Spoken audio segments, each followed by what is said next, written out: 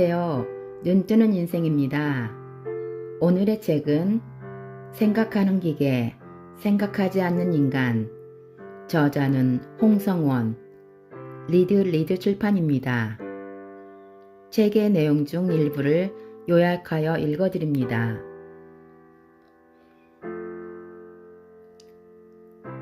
자율주행차, 알파고, 지능형 로봇, 인공지능 AI, 사물인터넷, 드론, 머신러닝 등은 생각하는 기계들이다. 인간의 육체적 한계를 대신하고 단순 반복 작업을 하던 기계가 인간처럼 판단하고 결정하는 지능을 가지게 된 것이다.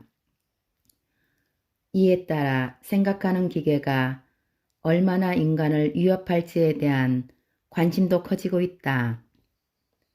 가장 큰 두려움은 일자리 문제에서 온다. 이미 생산시설이나 단순 서비스 업무는 기계로 대체되는 실정이니 이 두려움은 현실감 있게 다가온다. 기술 변화가 일자리에 미치는 영향을 둘러싼 본격적인 논쟁은 2013년에 시작되었다. 현재도 긍정과 부정 측면에서 주장이 팽팽하다. 하지만 쉽게 결론을 내지는 못하고 있다. 기술 발달로 일자리가 감소한다는 주장은 수년 전 세계경제포럼의 주제 일자리의 미래에서 나왔다.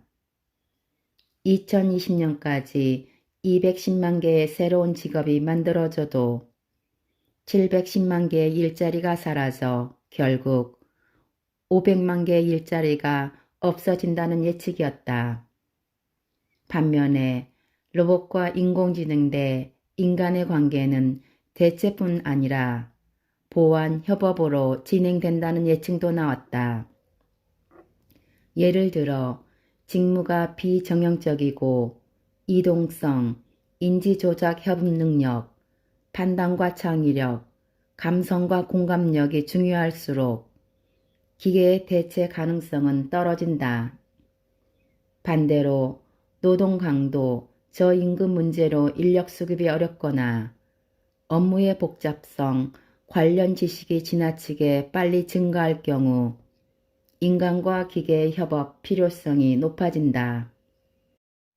실제로 웨어러블 로봇, 디지털 비서 서비스처럼 로봇과 인공지능은 인간의 신체적, 인지적 능력을 보강하는 용도로 활용되고 있다. 의료용 수술 로봇도 대개 몸에 들어간 로봇을 인간 집도의가 조종하는 형태로 운용된다. 또한 기술이 진보함에도 일자리 수는 줄어들지 않는다는 주장도 있다. 로봇과 인공지능의 발전이 중장기적으로 고용이나 경제에 오히려 도움이 된다고 보는 낙관론자들이다.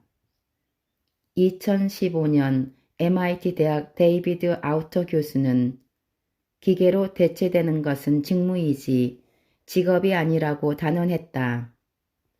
자동화는 생산 노동을 없애지만 일하는 방식을 변화시키는데 큰 영향을 준다는 것이다. 미국의 여론조사 업체 퓨 리서치 센터에서는 로봇이 인간의 일자리를 빼앗아갈 것인가 라는 설문조사 결과 빼앗지 않을 것이라고 응답한 전문가가 52%였다고 발표했다. 디지털 기술과 일자리 규모 논의에서 장기적으로 20년 후 노동시장의 변화를 전망하면 현존하는 일자리의 상당 부분은 사라진다. 하지만 새로운 기술로 인해 새롭게 생기는 일자리는 더 많아진다. 그러므로 우리는 이제 자신이 종사하고 있는 업종 업무가 미래에 어떻게 변화할지 타진해 봐야 한다. 그 변화에 발맞추어 자신이 어떤 능력을 갖춰야 할지 정해진다. 분명 직무가 변하면서 필요로 하는 능력도 다양하게 요구된다. 이를 위해 자신을 업그레이드하면 미래의 인재로 탈바꿈할 수 있다. 모든 것이 디지털, 네트워크, 자동화로 이루어진 오늘날에는 기업의 매출 방식도 영업증의 판매 전술도 큰 변화를 요구하고 있다. 지식이나 정보가 연결된 초연결 사회에서 고객들은 정보 불균형을 극복하고 상품 관련 정보를 파악해 소비자 파워를 키우고 있다. 지금은 소비자가 영업사원보다 더 많은 상품과 가격 정보를 접하는 시대다. 정보의 홍수 속에서 소비자들은 자신이 원하는 것이 무엇인지 더 잘 안다. 따라서 영업사원은 소비자 개개인의 욕구를 종축해주고 최적의 세일즈를 할 수 있는 길을 찾아야 한다. 데이터 수집 및 분석이 그 해답 중 하나이다. 오늘날 데이터 접근의 용이성, 다양한 분석 기법, 인공지능 기술은 과거와는 매우 다른 환경을 만들어내고 있다. 인공지능 프로그램이 고객과 시장에서 수집된 데이터로 소비자 행동에 관한 인사이트를 제공한다. 데이터를 분석 적용, 소프트웨어에 입력하면 자신이 원하는 방향으로 데이터를 처리해 준다. 상품 정보, 고객 불만 사례, 성공 사례, 상품의 이동 데이터, 송신한 메일에 대한 고객의 데이터, 고객이 자주 구매하는 상품 데이터를 한눈에 볼 수 있도록 펼쳐준다. 이 데이터와 친해지면 고객에게 지금까지 없던 새로운 관점을 제안할 수 있다. 또한 1:1 고객 맞춤 컨설팅 서비스도 시작할 수 있다. 데이터 분석은 기계가 해주지만 분석 목적을 설정하고 추진 방향을 잡아가는 것은 인간이다. 지금부터라도 작은 데이터 수집, 처리, 분석하는 방법과 친해지자. 영업직의 공통된 특성은 사람을 대상으로 한다는 점이다. 최근 인터넷을 통한 업무 수행이 증가하고 있지만 기본적으로는 대면과 소통해서 상대방의 만족도를 높여 자기 실적을 쌓는다. 그 위에는 신뢰를 형성하고 관리하며 지속적인 거래 관계를 구축하는 것이 영업 서비스업의 최종 목표이다. 특히 서비스직 상담원은 마음을 전달하는 일에 집중해야 한다. 상대방의 상황과 감정을 관찰하고 대화의 맥락을 판단하여 바쁜 사람이라면 빠르게, 화가 난 고객에게는 공감과 경청하면서 대응할 수 있어야 한다. 다시 말해 미래의 영업 서비스 업무에 요구되는 핵심 능력은 인간의 마음을 다스려주는 감성 터치인 것이다. 감성 터치란 상대의 마음을 직접 만지고 건드려 원하는 방향으로 움직이도록 하고 감동을 준다는 뜻이다. 공감과 배려는 상대의 마음을 움직이는 힘이 있다. 영업에서 감성의 터치는 기계가 흉내낼 수 없는 가치를 지녔다. 그 감성을 활성화할수록 미래 영업 서비스직에서 차별화를 꾀할 수 있다. 제조업 현장직에 필요한 미래 준비 항목은 무엇일까? 제조 현장직 근로자에게 시대 변화에 맞서기 위해 필요한 능력은 첫 번째가 협업이다. 기계를 통제하고 작업을 지시하면서 기계와 협업하고 다른 작업자와도 협업하는 역량을 필요로 한다. 우리 속담에 백지장도 맞들면 낫다라는 말이 있듯 제조 현장에서는 무엇보다 작업자 간의 협업이 중요하다. 일의 양이 많고 생산품이 무거워서 맞들어야 한다는 차원의 협력이 아니다.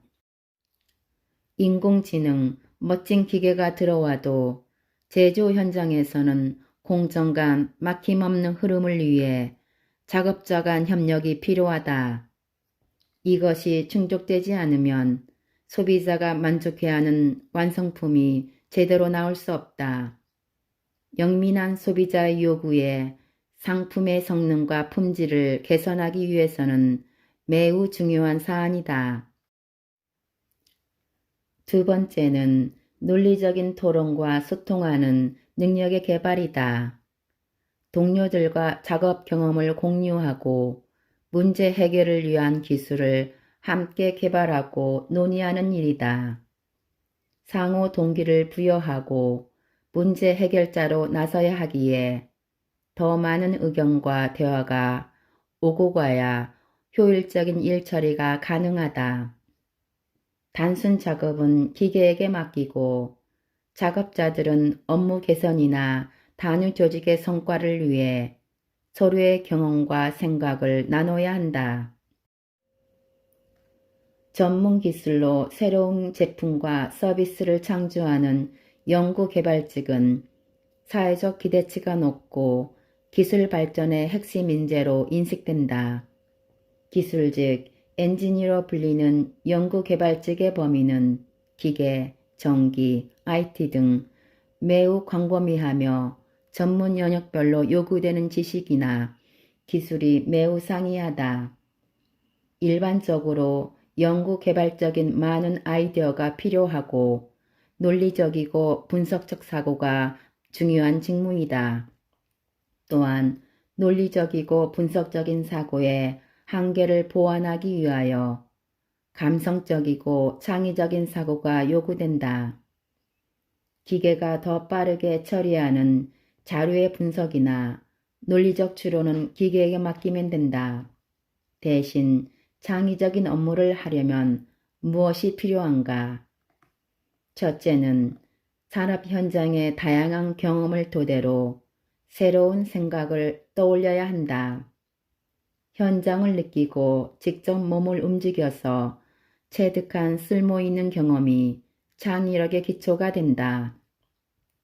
이를 바탕으로 기존의 지식을 변경, 변형, 결합, 제거, 추가, 적용, 반대 또는 과장된 생각을 거치면서 새로움을 만들어내는 것이다.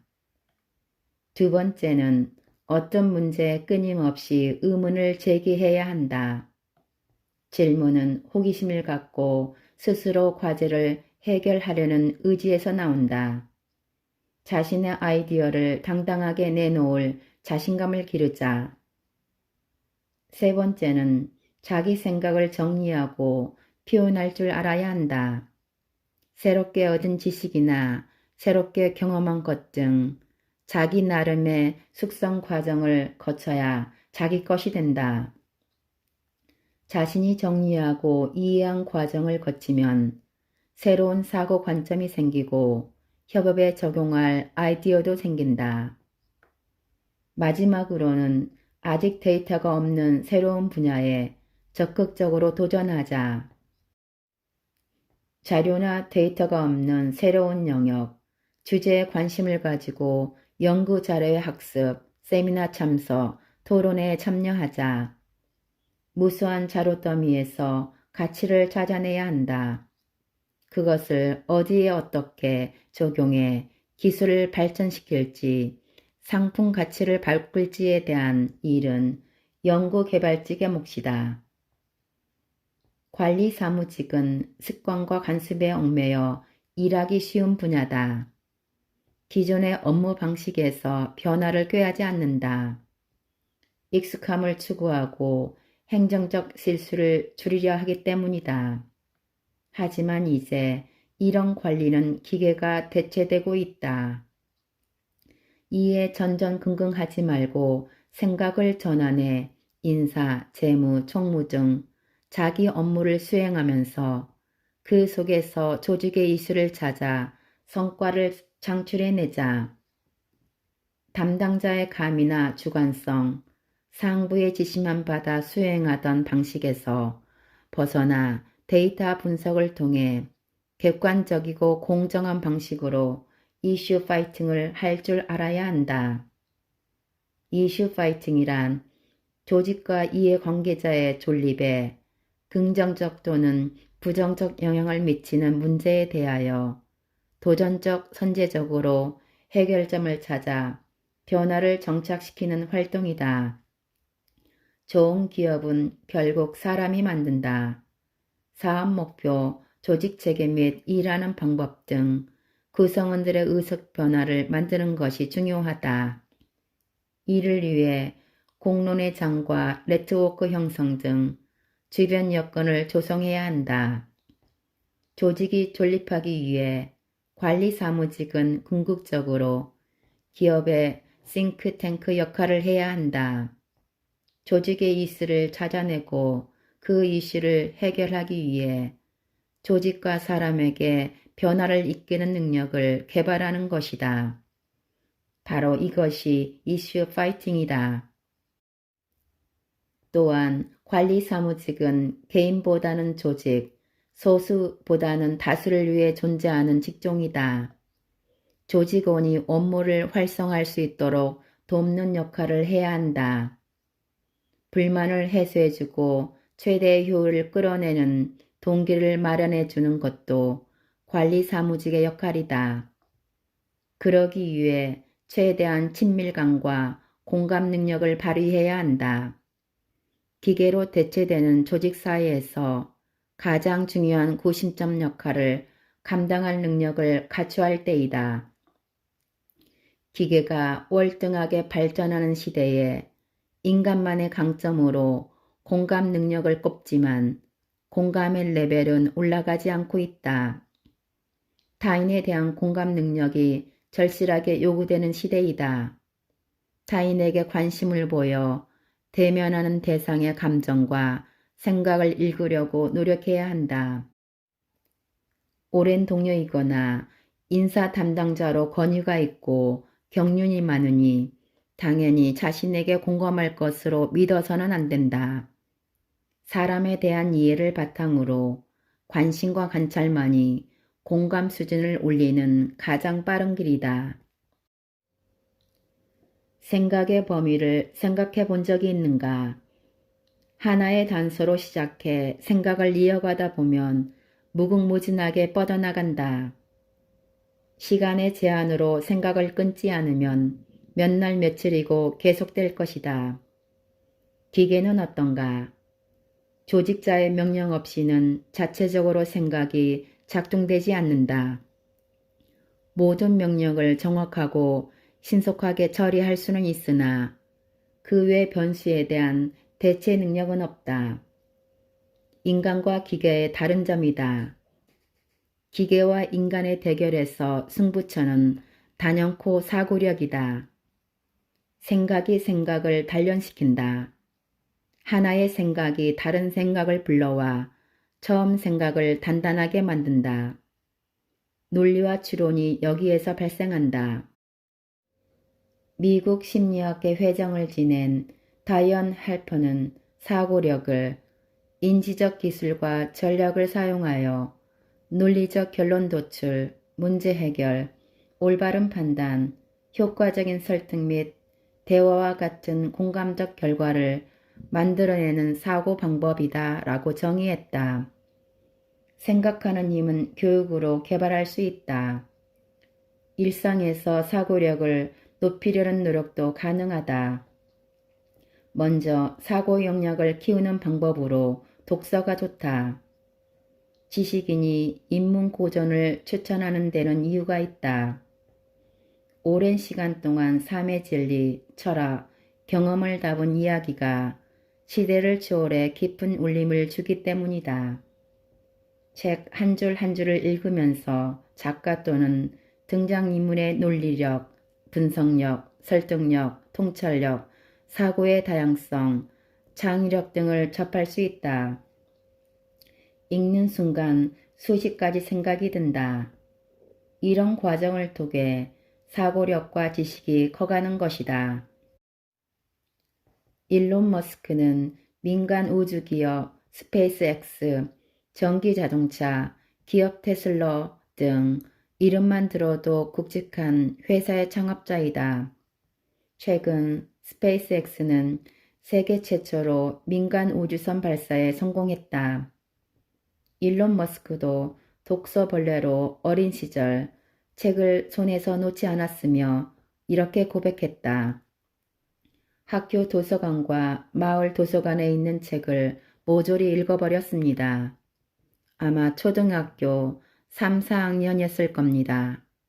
책을 더 주문해달라고 사서에게 열심히 졸랐습니다. 그때부터 브리테인커 백화사전을 읽기 시작했습니다. 정말 유익했죠.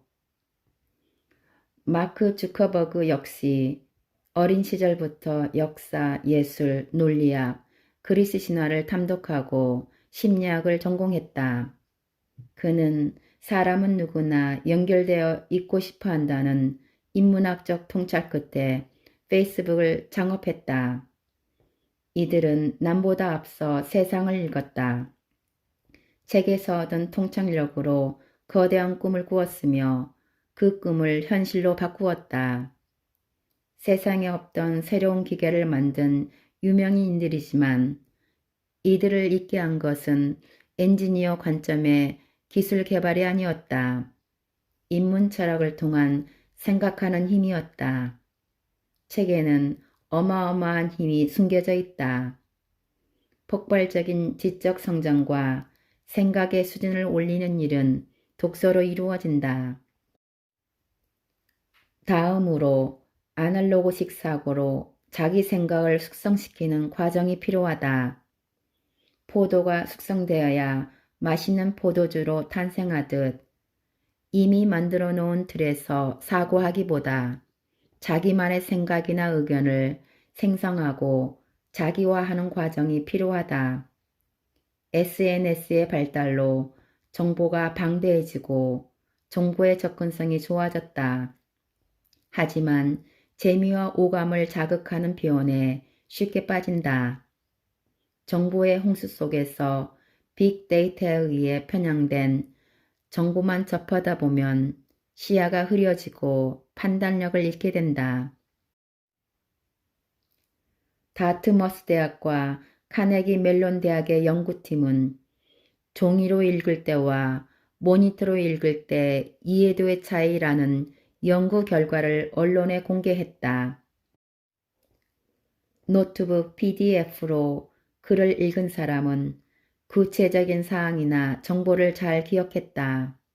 반면 종이로 읽은 사람은 전체적인 글의 맥락을 짚고 스토리를 추론하는 힘이 더 우수했다. 다시 말해 디지털 인기는 정보 그 자체를 집중하게끔 하는 일종의 좁은 시각을 제공했다. 전체적인 흐름을 파악하는 능력은 저하된다는 결론이다. 아날로그 읽기는 디지털 읽기보다 훨씬 종합적인 판단을 하고 문제 해결에도 더 도움이 된다. 구체적이고 세부적인 정보를 빨리 얻고 싶을 때는 디지털 읽기가 유리하다. 새롭고 창의적인 생각이 필요하거나 종합적인 판단을 위해서는 아날로그 읽기를 시도하면 된다.